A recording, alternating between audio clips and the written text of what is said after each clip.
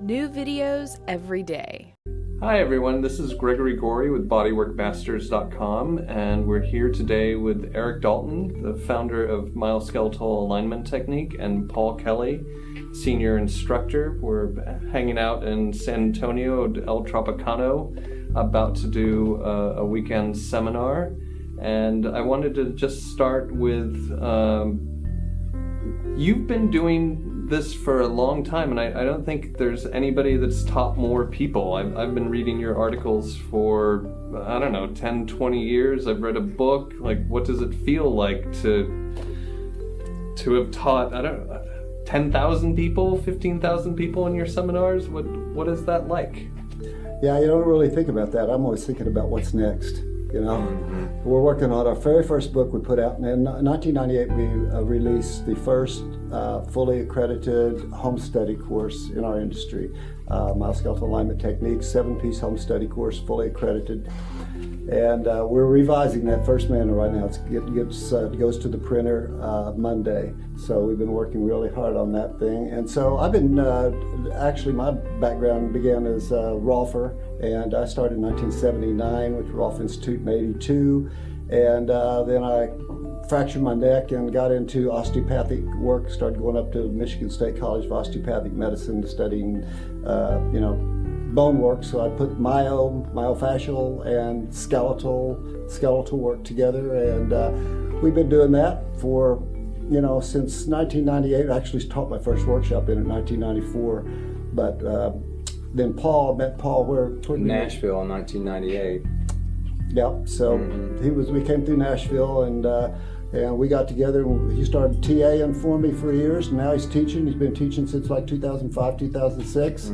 So he's doing a lot of workshops. I'm semi-retired. I do 2 events a year, one in Oklahoma City, one in Costa Rica.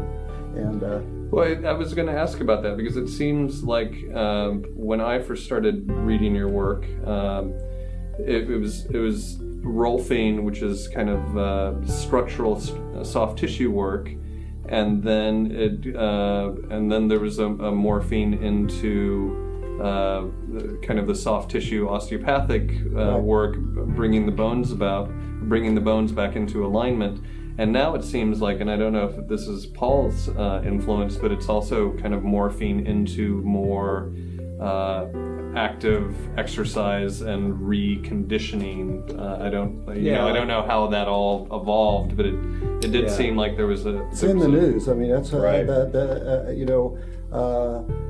Length strength balance. To create length strength balance, you can't just go out and loosen everything up like we learned in Rolfing. You have to bring tone to the weak inhibited muscles. We know that. That's what we got all this from Vladimir Yonda. This isn't new stuff. I met Yonda in Michigan State in 1992, and that's when I got really excited about that whole idea that he was talking about retraining way back then.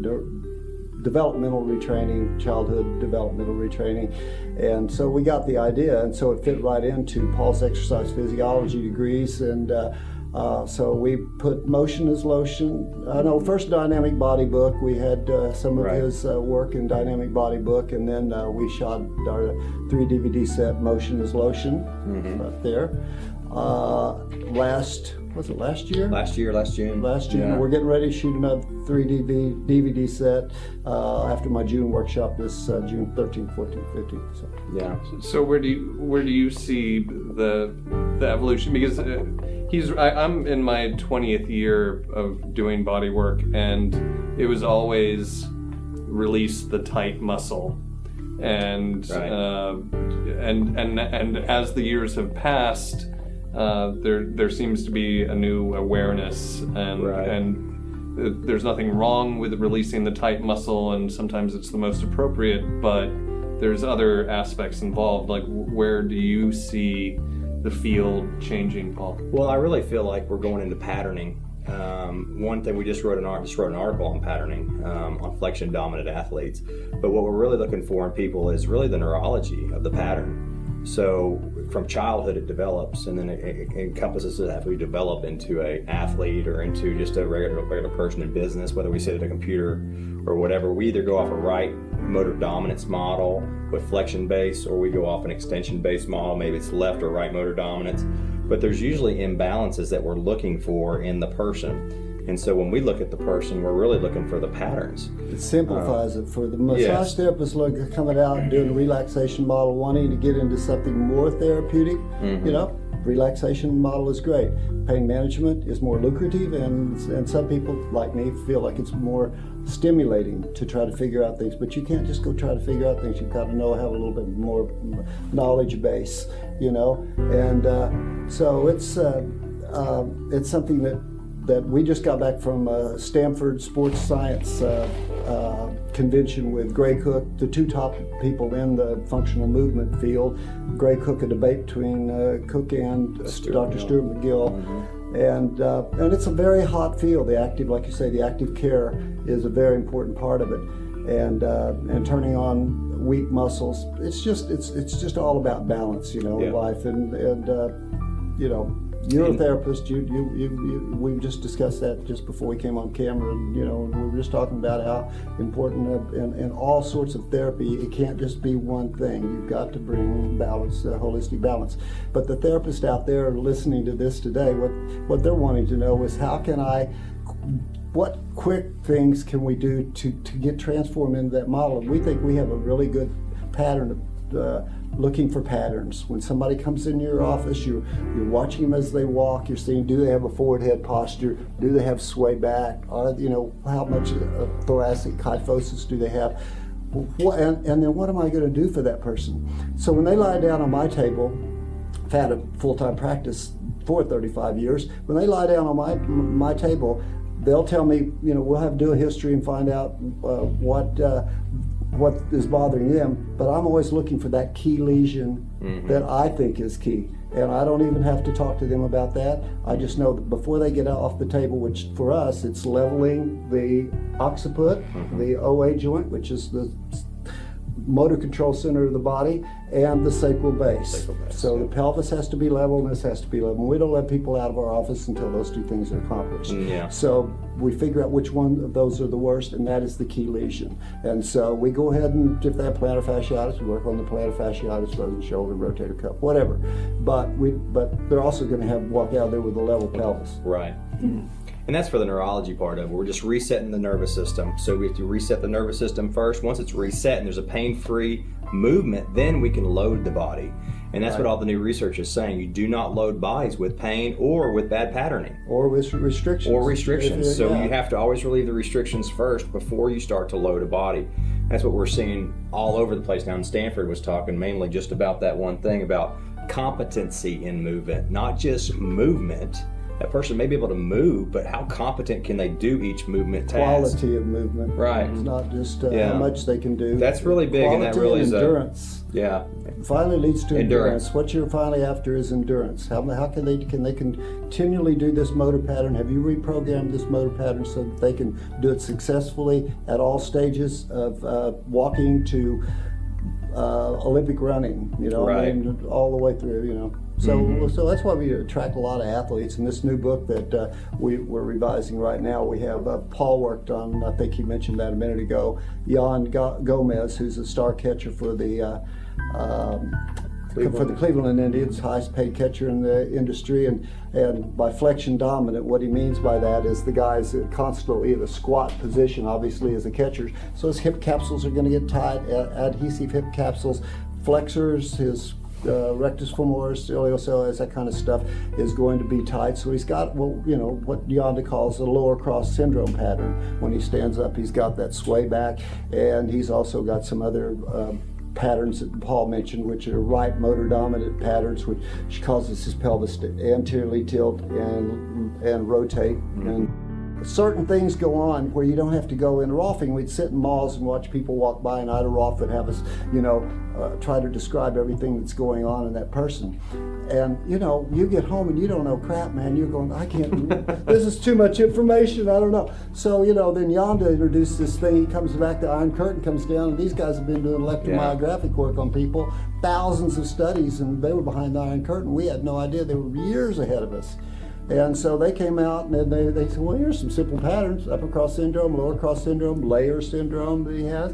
And so I picked that up, and that's why in 1998 we introduced it to the massage therapy community. It was floating around with the osteopaths. They didn't know what to do with it. They weren't soft tissue people. They didn't know what to do with it. PTs didn't know what to do with it. They didn't have the time frame to do with it. It was perfect for the massage therapy community. Right. It's exploded since then. Yeah. It's really has. Everybody's into upper and lower cross. We would like to say that we were the founders of it in the massage fields. Well, we were. We were. We No kind of doubt started, about that. and then It's in my book, 1998. So yeah. Well, actually, give my and book. now everybody's doing it. So. Well, and then there's a lot of more people. to it. That's just the basic thing. That's just a pattern. I just like to find the simple patterns first. Forward head posture. Come on, man. Anterior, once you posterior. start getting that this motor control center out, those people with the cocked eyes that come in, they're looking like that. They're going to be messed up. Their motor control is going to be messed up. Their proprioception and their balance, and when they get older, and they're going to start losing that proprioception in their feet because they don't have good communication, amnesia between their proprioceptors in their feet, ankles, legs, to the brain. And so these are the people who are going to start falling, and I used to blame it on drug interactions, people getting cross-medicated and over-medicated, but that's not really it. They lose those proprioceptors, and when proprioceptors on your feet die and ankles, they're gone. They don't regenerate like the rest of the proprioceptors in the body. The only receptors that don't regenerate. But research has found that those that are there can be retrained to be just as acute. You can do with your simple things like one-legged standing. We have exercises that we're going to show on some other videos here. Some very simple things that, of course, we've been doing yoga for a long, long time. We know how great yoga is for that kind of thing, for a proprioception thing. TheraBand BioFreeze, who are my corporate sponsors, have wobble boards that are incredible, for that. And then, of course, all this functional movement stuff. Gray Cook's functional movement screen, where they're stepping over and back across a little board, a little thing, and they see what kind of weakness that person has, how well they can perform the quality of that movement. A simple movement. How many movements? There's 5 or 6? 7. 7 movements, and they just see, like the knee coming in. The abductors are weak if they have to tilt in with the knee, that their stance knee. So Things like that. So we talked about how the field has changed, because all three of us, you being 35 years, I'm 20 years, you're 20 something, and something like that. What do you guys think are the biggest misconceptions that we were originally taught that are now being, like, this new science is coming out and that was wrong? I went to a seminar that you guys had, and you guys talked about not to geek out too much for the audience at home. Right. But we were taught rest, ice, compression, Right. elevation, Right. and now there's meat, and it's a completely different paradigm. But that's what the science is showing. So, what do you two think are the big, broad, general mistakes that were taught in the past that's now changing? Well, I'll speak on that first, I guess. I think the biggest thing that I've learned in the last 5 years that's really hit some light bulbs for me is to stop loading bad patterns, and to make sure that the people that I'm treating when they come in, that I've recognized the significant lesion first, and I've removed that restriction before I treat anything with movement, anything with repatterning. Because if I don't fix those restrictions first in those people, then the repatterning never works, because the neurology is still fixated on those restrictions that I never fixed. And what did you do before, though? How did that change? How did science change? Well, before we didn't really think about it. I still loaded those patterns because I thought that the neurology would still stabilize the body and change it, but we realize now that it won't. So that was a big thing for me. I don't know about you, Eric. Absolutely. Is that what you found? Well, that's the big there one. are thousands of them now. I mean, research. I mean, it's really, as you get older, and I'm one of those, that neuroplasticity in the brain, which is the big thing I'm interested in right now, is that as you get older, your neuroplasticity doesn't develop as fast, and you try to cling hold of old ideas. Right. So it's really hard once, like when I'm revising this text that was from 1998, seeing these ideas that I know now are not science-based ideas. So what do you do with it? Do you go ahead and hold on to these beliefs, saying, well, I know I can still sell these ideas because so many people won't know that they're bad? Or do you go, I was wrong, here's what I found out since, and that's what we try to do. If you're not moving forward, you're just bullshitting people, and that's something we don't want to do. It's just, and there's so much science coming out that's lactic acid in muscles, going in and loosening everything up, just going in and randomly loosening the body up. I mean, not recognizing hypermobility in people. That is one of the most dangerous things I see. And the most dangerous thing I see is therapists doing deep tissue work that don't have a basic understanding of spinal biomechanics. Spinal biomechanics. If you lay somebody down prone, and I see this all the time in my workshops, and I've seen it for years in massage schools, people, I'm hurting here between the shoulder blades, and the therapist is grinding. I feel all these knots. Well, we're going to work these knots out. We're going to fascia mash these knots out. Well, those are rib heads. They've got a lot of them have what we call dorsal dishes, where the facet joints that's supposed to have a natural curve to them are flat. They've flattened out, they've closed, they've come in and closed, and then people come in and put pressure on that, and it sets off the mechanoreceptors. The mechanoreceptors start to feed the neuronal pool, the spinal cord, noxious messages. We don't like this is not normal movement, we're not moving like we're supposed to. Pretty soon the articular cartilages start to degrade, the chemoreceptors, a little bit of inflammation comes in, chemoreceptors get stimulated, it throws the information to the neuronal pool. Pretty soon the spinal cord can't handle it and fast tracks that information to the thalamus, saying that through the nociceptive system, and what happens, and we get protective muscle guarding. Right. So then, of course, it is all guarded up, and people come in, they go, oh boy, more stuff to play with. Meantime, you're making therapy junkies out of your clients because you don't have a basic understanding that you can't beat on vertebrae that are flat. People are having bilateral low back pain, and you come in and put them on their stomach. You never do that. If they're having butt pain or leg pain, sciatic pain down both legs, you always have to worry about spondylolisthesis, cracking of the pars interocularis and it's sliding forward into both sciatic nerves.